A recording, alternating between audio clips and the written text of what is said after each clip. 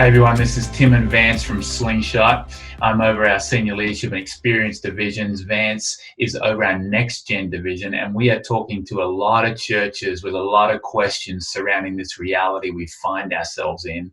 And one of the questions is around how do we engage the family during this time of isolation and online church experience? So Vance, what are top of mind for you? What things are top of mind as far as that's concerned? Yeah, I think it's a fantastic question. And before we get into some of the answers for that, I just, from someone who's been in family ministry for a long time, I see this as an opportunity. I think God is really at work in this, in that pre-COVID-19, before this pandemic, there was a large sense that the church was the expert, that you bring your kid to church and they experience Jesus. And that's just, if you want your kid to have a relationship with God, what's the first thing you do? Well, you take them to church. And now everything is centered around the home. And so we as the church should be the support for what mom and dad are doing at home. And so it's a little bit of a shift where now everybody's forced into this, where parents are primary and the church is secondary. And so how can we, one, leverage this time that the parents have to be primary, we're secondary, and how do we keep that ball rolling? How do we move that forward? So one of the things I think that we can do as church leaders is really think holistically. Right. When we're approaching all of our worship experiences. I don't know about you, Tim, when we are on our online church on Sunday mornings, it's not my wife and I and our kids are off playing and doing something. We're worshiping as a family. Right.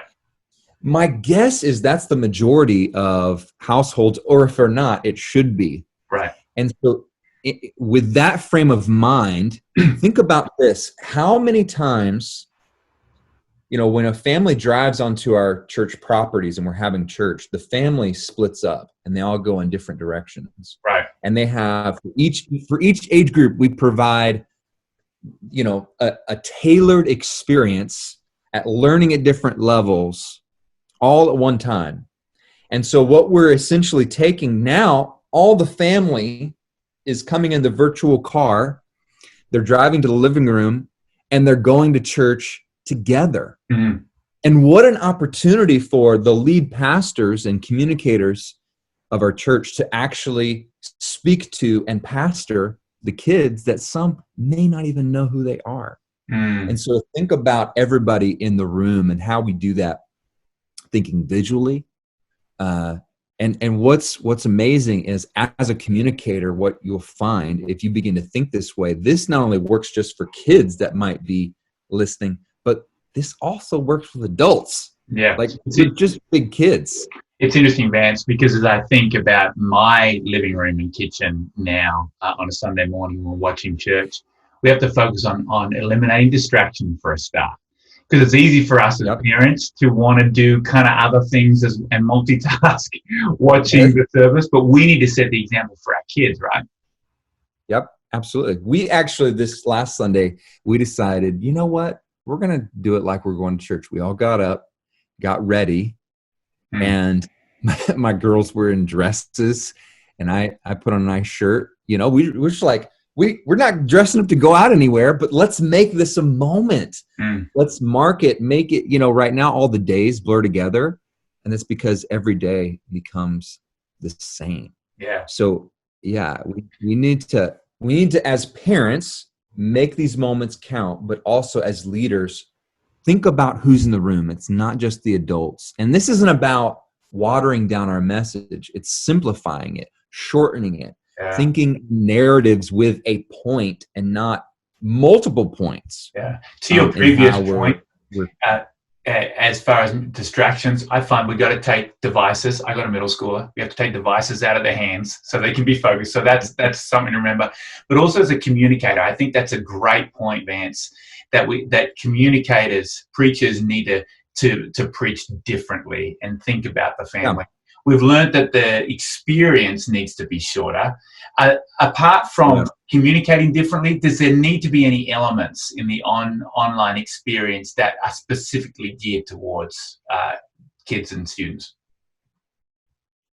Yeah, so I could go either way on this. Like, I definitely think we could also still create separate experiences. Right. But think about the experience we have now. Online church is for the family. And so this is not about doing something kiddie-ish. It's not about doing story time with the pastor, or it can be, but it doesn't have to be that extreme. It's just in thinking about your audience. Right. Think about everybody that we're communicating to, and not leaving out the teenagers, the kids that are watching. And so, yeah, maybe it is doing a segment or an element, or, think about, I don't know about you, but I've loved watching John Krasinski's Some Good News stuff. And think about what he does. What would it look like for you as a communicator to highlight a family, jump on a Zoom call, and show what a family's doing to engage and serve their community, or to do something like that elevates a family in your church, somebody who's doing something great, but it also involves the family. That's good. Yeah. So think holistically, right? Think holistically. I love that idea. Visually engage. Think narrative with a point, not points. Simplify. Don't water down. Love that.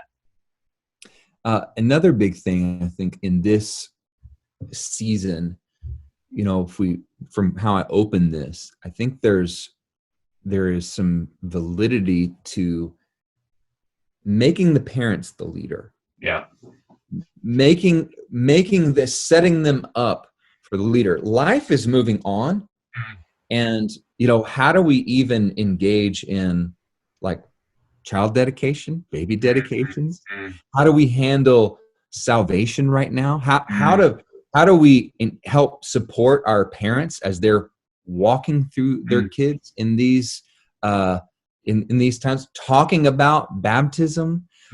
We've got kids like your age kids that are on the verge of, they're changing in their bodies. They're starting to think about the opposite sex in different ways, and parents now is the time where they're having conversations. Right. There's time and space, and it's not about creating new tools. There's so many resources out there. It's pointing them to the tools. It's the Home Depot approach. Yeah, it's interesting, man. You can do it. We can help. I had to have a chat with one of my boys last week about the fact that some pop-ups had happened on a game he was playing. And we know that we're having to be very strict about screen time during this isolation time. And we've got Disney Circle, and I've got Covenant Eyes on any devices that they're looking at. So I get the screenshots and all of that kind of thing. It's part of being a leader. We've got to step it up during this time. Yes.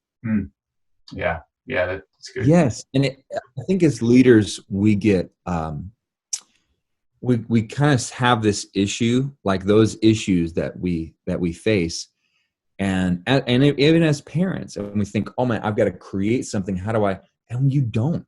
The majority of all of these major issues, these are life issues. These are spiritual milestone. These are part of life, and so it's not about how do we create.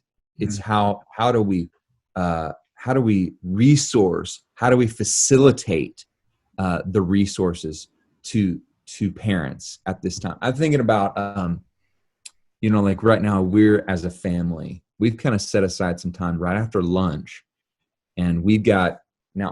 I'm like you. My kids are a little older. I've got a 13-year-old and a 10-year-old, but we have this Bible story book that we use, and there's several that are really good, but we just set aside some time and do this, read through this together and have a prayer time. And so just encouraging your parents, be intentional and giving them the tools. Sometimes they just don't even think about it. Yeah. As pastors and leaders, we may be thinking about these things, but giving that challenge, setting up Bible reading plans or pointing them to Bible reading plans on YouVersion as a family. Yeah. Could be something as simple as that, but setting the tone for parents to be the leaders and giving them the tools that they need to do it. It's really interesting, Vance, because we're not going to get this time or season back again. No, because it's a scary time. But like you said, what an opportunity. You know, my prayers are different for my family right now because they're not interacting with the general public. And I've got an opportunity right now to lead my two boys, that they're 12 and 10, almost 13 and 11, to lead them significantly during this season in a very different way. Talk about, as we close, about spiritual formation and our role in that as parents during this season. Think about the root, not fruit. The fruit is often where we focus our attention, the outcome. That's the behavior. The fruit should be the fruit of the Spirit, right? That's something that's supernatural. And so often as parents, as leaders, we want to focus on behavior modification. We want to fix an issue. But that's the fruit. If we focus on the root, the connectedness, Jesus said, I'm the vine, and apart from me, you can do nothing. So everything we're doing, it's about connectedness, pointing our kids, creating environments for our kids to connect with Christ, knowing that the fruit of that will be the behavior that we're looking for. And so it's really about cultivating a time and space for them to experience Christ, God's grace, in their own personal way, and knowing that the fruit will take care of itself. If I'm having manifestations of stuff where, there's behavior issues, I wouldn't say it's too late, but the focus isn't on, think about not what your kids are doing, but why. Yeah. Why are they right now, even in this season, why are they acting like that? It might not be because they've taken a turn for the worse. It could be that they're just really scared. Yeah. Why are my kids acting this way? And so spiritual formation is about pointing them to Jesus and allowing the Holy Spirit to do the work that he can do while we're faithful and intentional about doing what he's called us to do, which is cultivate the soil. That's good. So as we close and flip back up to the leader level, the lead pastor, the youth pastor, the children's pastor, what's your word, your closing thought to them as they encourage families in their churches to really make the most of this time?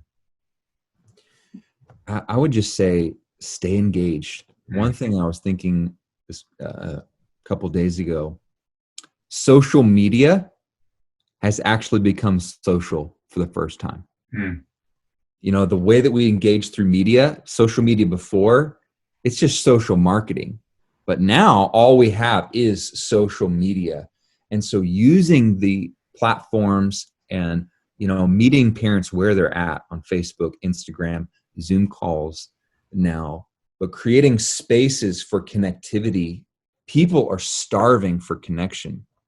And so just even if it's creating space for people to connect and in conversation, engage them where they're at, how we can.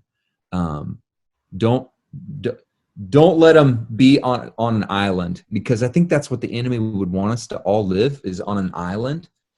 And nothing ever good comes from that. So as leaders, not just engage on the weekend and focus on that church experience, which is what we do in normal life. Now more than ever, we have to focus on the Monday through Saturday as well. How are we engaging and providing places? Maybe it's not connecting with me, but how are we providing spaces and places for our families to connect with each other during this time? Yeah. Well, we love building teams. We love being resources to churches. If you want to continue this conversation, please reach out to us through our website. and know that we are in this together.